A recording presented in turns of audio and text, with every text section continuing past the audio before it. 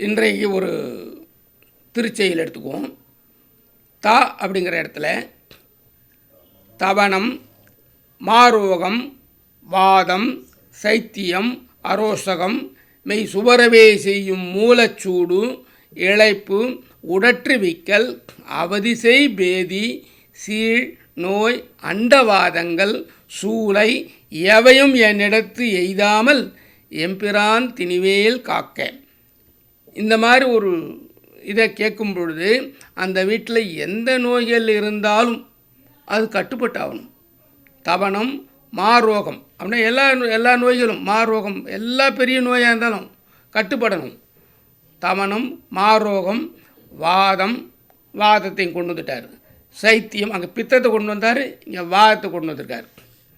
தவணம், மாரோகம், வாதம், சைத்தியம், அரோசகம், மெய் சுவரவே செய்யும் மூலச்சூடு, இளைப்பு, உடற்றுவிக்கல். அந்த வாதம் தான் இளைப்பு வருதுன்னு அர்த்தம்.